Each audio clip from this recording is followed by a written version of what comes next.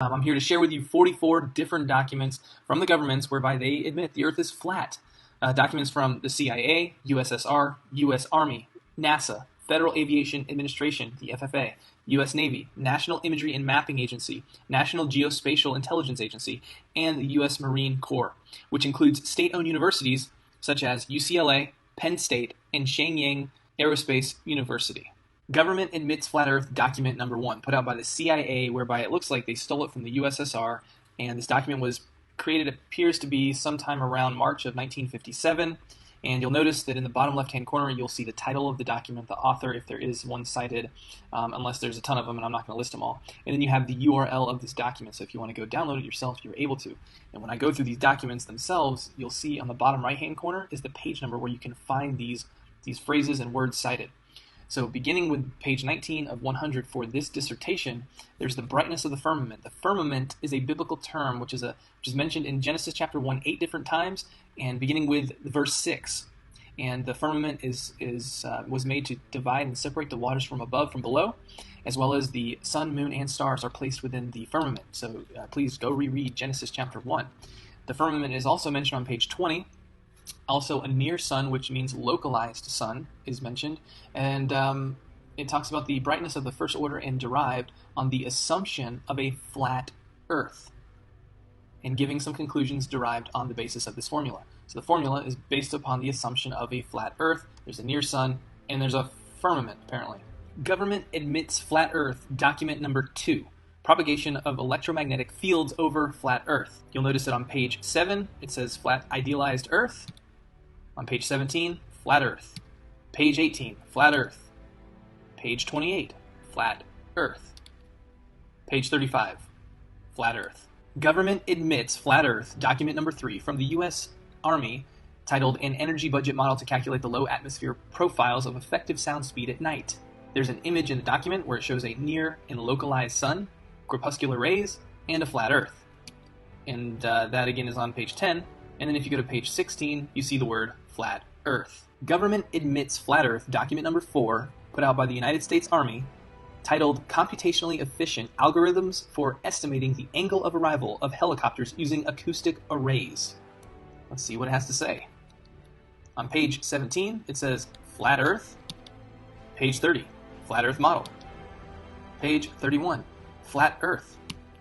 Page 35, a flat Earth. Government admits flat Earth, document number 5. This one is from United States Army, titled Adding Liquid Payloads Effects to the 6DOF Trajectory of Spinning Projectiles. Let's see what it has to say. On page 7, it says, Assume a flat Earth. These equations assume a flat Earth. Government admits flat Earth, document number 6. This is put out by the United States Army. In fact, it's the same author as document number 5, Gene R. Cooper. And in fact, the title is almost eerily the same. Though what we'll find is that he didn't make any corrections for assuming a flat Earth. But let's read the title. Trajectory Prediction of Spin-Stabilized Projectiles with a Steady Liquid Payload. What does it say?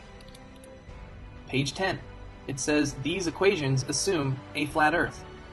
Why would you assume a flat Earth if you're on a spinning ball? Government admits flat Earth, document number 7, put out by NASA in August of 1988, derivation and definition of a linear aircraft model. What does it have to say? Let's see here. Well, starting with page 6, it says, this report details the development of the linear model of a rigid aircraft of constant mass flying over a flat, non-rotating Earth. It goes on to say on this same page, by defining the initial conditions of the nominal trajectory for straight and level flight and setting the asymmetric aerodynamic and inertia terms to 0, one can easily obtain the more traditional linear models from the linear model derived in this report. On page 35, it says this report derives and defines a set of linearized system matrices for a rigid aircraft of constant mass flying in a stationary atmosphere over a flat, non-rotating Earth. On page 55, it says based on assumptions of symmetric mass distributions, symmetric aerodynamics, and straight and level flight. And then on page 102, this report documents the derivation and definition of a linear aircraft model for a rigid aircraft of constant mass flying over a flat, non-rotating Earth. Government admits flat Earth, document number 8, put out by NASA, titled General Equations of Motion for a Damaged Asymmetric Aircraft. And on page 2, it states, in this paper, the rigid body equations of motion over a flat, non-rotating Earth.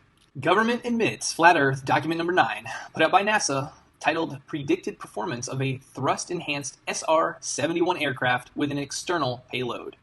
This was put out in June of 1997.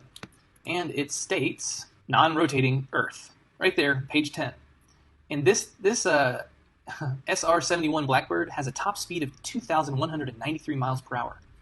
And it doesn't have to account for the rotation of the Earth, the Coriolis effect, the alleged Coriolis effect, or even the curvature of the Earth at 2,193 miles per hour. Certainly would have to if it existed, unless it was flying over a flat, non-rotating Earth. Government admits flat Earth document number 10, put out by the Federal Aviation Administration in conjunction with a company named MITRE. It's derivation of a point mass aircraft model used for fast time simulation. This is from April 2015. It says, assuming a flat, non-rotating Earth, page 7. Government admits flat Earth document number 11, put out by NASA in conjunction with the University of Kansas. They contracted KU to do this work with them, and it was put out June of 1971. It is titled A Method for Reducing the Sensitivity of Optimal Nonlinear Systems to Parameter Uncertainty. Let's see what it has to say. Page 14. It says the idealizing assumptions made are the following. Number 2 is a flat, non-rotating Earth. Government admits flat Earth document number 12, put out by NASA. It is titled Calculation of Wind Compensation for Launching of Unguided Rockets. And on page 8 and 10, we have a diagram, as well as it states the missile position in space is computed relative to a flat, non-rotating Earth. Government admits flat Earth document number 13, put out by NASA, December of 1987, titled User's Manual for Linear A Fortran Program to Derive Linear Aircraft Models. And it states on page 16, a rigid aircraft flying in a stationary atmosphere over a flat, non-rotating Earth. Government admits flat Earth document number 13, put out by NASA, December of 1987, titled User's Manual for Linear A Fortran Program to Derive Linear Aircraft Models. And it states on page 16, a rigid aircraft flying in a stationary atmosphere over a flat, non-rotating Earth. Government admits flat Earth document number 14, put out by NASA in 1988. In fact, it looks like to be an updated version from the document number 13 that I just went over. Same authors and almost the same exact, if not same exact title, which is User's Manual for Interactive Linear A Fortran Program to Derive Linear Aircraft Models. And it states on page 4, equations with stationary atmosphere and flat, non-rotating Earth assumptions. Same thing as in document 13, same authors, basically same title. They didn't make any adjustment. Going on to page 126, it states the same thing, stationary atmosphere and flat, non-rotating Earth assumptions. Doesn't look like they made a mistake with that documentation there. Government admits flat Earth document number 15, put out by NASA. This was put out in March of 1972, and it is titled Determination of Angles of Attack and Side Slip from Radar Data and a Roll-Stabilized Platform. What does it have to say? Well, page 2, it states the method is limited, however, to application where a flat, non-rotating Earth may be assumed. If it's limited to that assumption, and the Earth is a spinning ball, then this document is garbage, unless the Earth is truly flat and non-rotating. Government admits flat Earth document number 16, put out by NASA. It's titled U.S. Standard Atmosphere. What does it have to say? Well, on page 22, it says, for the accuracy required in this document, it suffices to treat the surface as an ellipsoid whose flattening ellipticity. That means they had to flatten the globe. Why would you have to do that? For accuracy, maybe because the Earth is flat. Government admits flat Earth document number 17, put out by NASA in December of 1991, titled An Aircraft Model for the AIAA Controls Design Challenge. And what does it have to say? On page 13, it states the flight dynamics of a rigid aircraft flying in a stationary atmosphere over a flat, non-rotating Earth. Government admits flat Earth document number 18, put out by NASA. This was in December of 1978, titled Investigation of Aircraft Landing in Variable Wind Fields. And what does it have to say? On page 14, it states, the aircraft trajectory model employed in this study was derived based on the following assumptions. A, the Earth is flat and non-rotating. Government admits flat Earth document number 19, put out by NASA, titled A Mathematical Model of the CH-53 Helicopter. And it states on page 25, the helicopter equations of motion are given in body axes with respect to a flat, non-rotating Earth. Government admits flat Earth document number 20, put out by NASA, titled Development and Validation of a Piloted Simulation of a Helicopter and External Sling Load. Well, what does it have to say? Well, on page 6, it states a general set of nonlinear rigid body equations of motion for both the helicopter and external load determines the motion of each vehicle with respect to a flat, non-rotating Earth. It states on page 37, the equations of motion for both the helicopter and the external sling load are developed in body axes with respect to a flat, non-rotating Earth.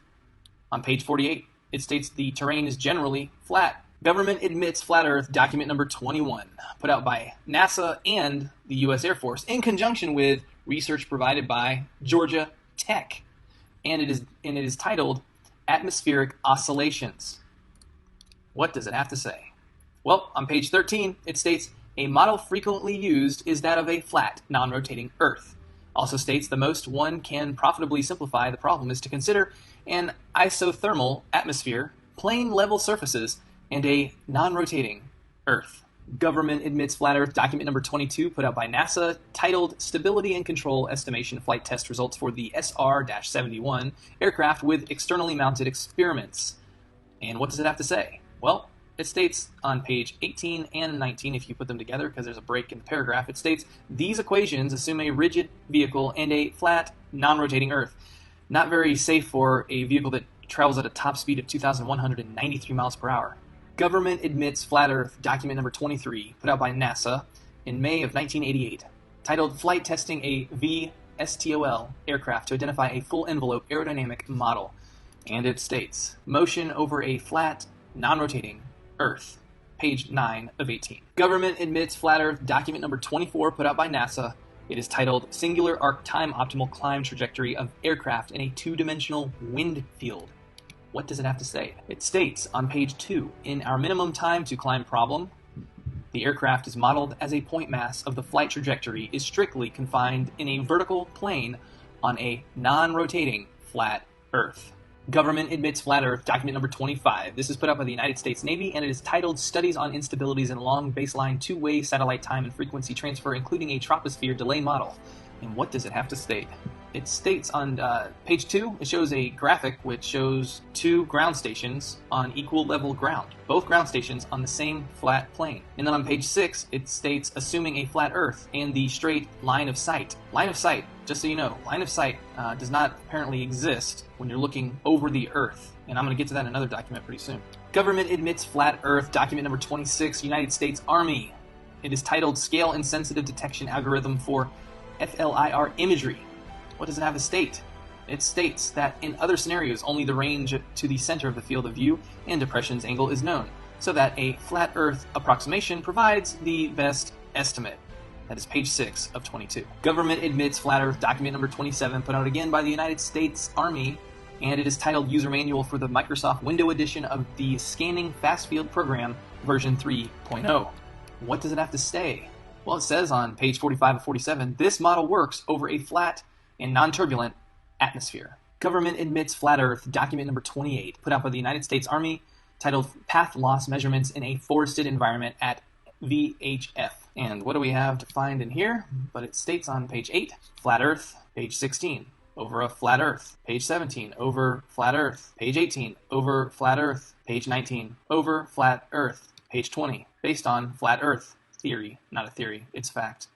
Page 23, over flat Earth. Page 25, flat Earth. Page 26, flat Earth. Page 35, over flat Earth. Over flat Earth, stated twice. Government admits flat Earth, document number 29.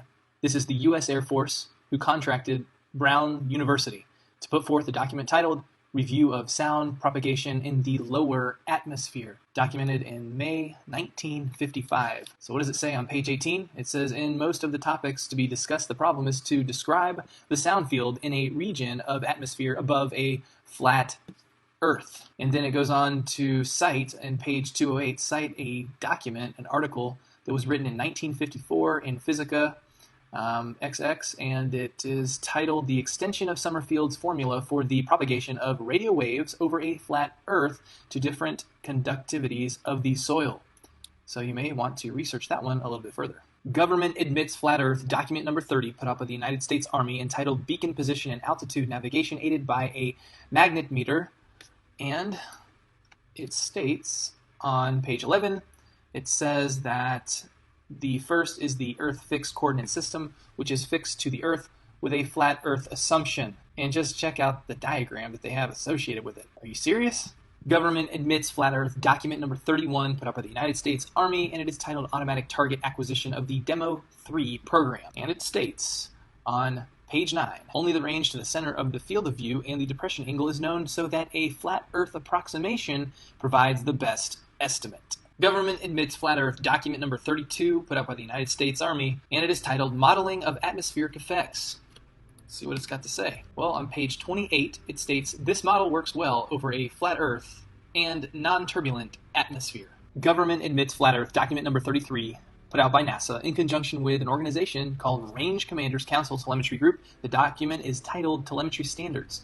This organization, Range Commanders Council, their mission is dedicated to serving the technical and operational needs of U.S. test, training, and operational ranges. The RCC provides a framework wherein common needs are identified and common solutions are sought, technical standards are established and disseminated, joint procurement opportunities are explored, technical and equipment exchanges are facilitated, advanced concepts and technical innovations are assessed, and potential applications are identified. Their vision is the Range Commanders Council, RCC, will promote credible change to meet Department of Defense, DoD, test and training requirements while promoting the common good of its members and enhance sharing and interoperability of infrastructure and resources. And so apparently they've got a lot more than just NASA who they serve. They serve the Department of Defense, the Air Force, the Navy, the Army. That's who's at least listed here. So back to the document, which is telemetry standards, on page 172, it states, although the equations for the two-ray model can be rather daunting, in its simplest form, one uses flat Earth trigonometry to compute the difference in path lengths between the direct and reflected signals. You don't use flat Earth trigonometry if you're on a globe. Government admits flat Earth, document number 34, put out by NASA in conjunction with UCLA, that's right, the University of California. This was put out in 1993, and it is titled Approximate Optimal Guidance for the Advanced Launch System. And it states that the equations of motion for the zeroth order problem of flight in a vacuum over a flat Earth are presented. That's page 32 of 164. And then on page 43 of 164, it states, in this section, the three-dimensional equations of motion are reduced for flight in a great circle plane, the XZ plane, over a flat, non-rotating Earth. And then further states below, it says equations of motion representing flight in a vacuum over a flat Earth. Government admits flat Earth, document number 35, put out by NASA in October 1995, and it is titled Flight Simulation Software at NASA Dryden Flight Research Center. And it states, on page 4, this structure, with both flat and oblate Earth versions, has successfully supported more than 50 different aircraft.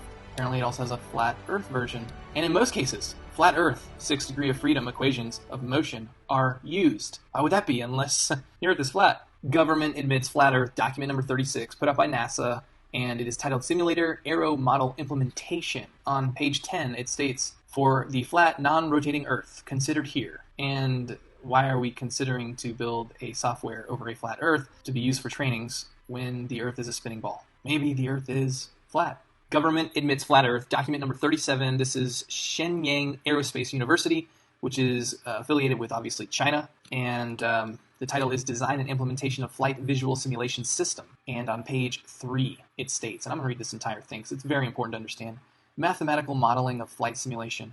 The aircraft flight motion simulation as an important part of FVSS directly affects the reliability and authenticity of the system. Flight motion simulation of effect can be greatly improved by relative mathematical models of aircraft flight dynamics. In this paper, the FVSS is based on two assumptions. A, flight area is the space above ground level, where the rotation of the Earth and the curvy motion of mass center of Earth are neglected, meaning they don't take it into an account at all for this flight simulation software.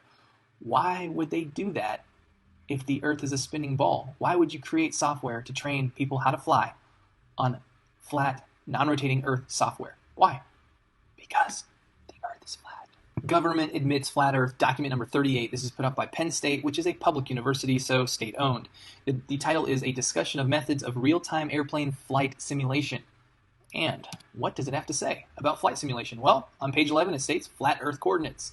In many flight simulators, globe navigation is not important. In such cases, it is appropriate to model the Earth as a plane half space rather than an oblate spheroid. Then the simulator need not worry about how the local horizontal plane changes as the airplane flies around the Earth. Though we know from other documentation, all flight is straight, and level. This simplifies the bookkeeping in the simulator considerably. The flat Earth coordinate system is a Cartesian system. Flat Earth model. Thank you, Penn State. Government admits flat Earth, document number 39. And this is in conjunction with the National Imagery and Mapping Agency, as well as the National Geospatial Intelligence Agency. And the document is titled The American Practical Navigator, an Epitome of Navigation. This is the 1995 edition. All right, so what does it have to say? Well, it states, well, one is water line. How can water have a line if it's always curving? Maybe because it's level. In any case, this assumes that the observer is at sea level. The Earth is flat between observer and object. There is no refraction, and the object and its water line form a right angle. For most cases of practical significance, these assumptions produce no large errors, or rather, in fact, no errors at all. And that's found on page 351 of 714. And then we also find that they have curvature of surface at 0.8 foot per nautical mile, which does work out with what commonly is known as the Earth curvature calculation for the statute mile.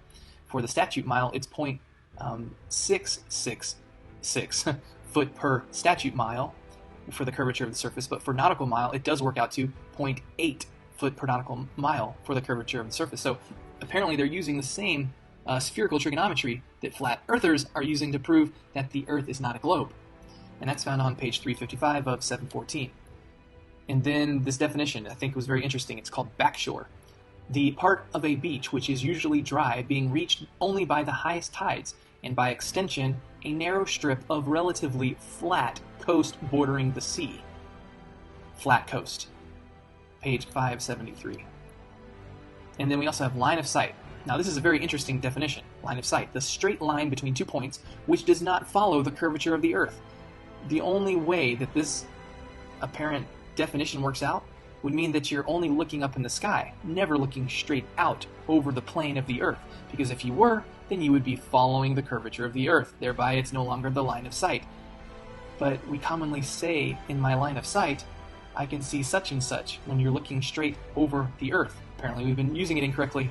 Government admits flat Earth, document number 40, put out by the United States Army in November of 1969, titled The Production of Firing Tables for Cannon Artillery, Ballistic Research Laboratories, in Aberdeen Proving Ground, Maryland. And what does it state right off the get-go on page 10? MSL equals mean sea level. What does sea level mean? Well, sea level. It is the level of the sea's surface used in reckoning the height of geographical features such as hills and as a barometric standard. And then what is the definition of level? But a horizontal plane or line with respect to the distance above or below a given point, a position on a real or imaginary scale of amount, quantity, extent, or quality, having a flat or and even surface without slopes or bumps at the same height as someone or something else, give a flat or even surface to, begin to fly horizontally after climbing or diving.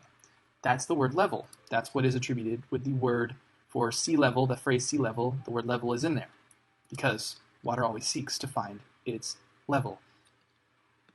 And, okay, so now, interestingly, in this document, it does state on page 22 and 34, rotation of the Earth.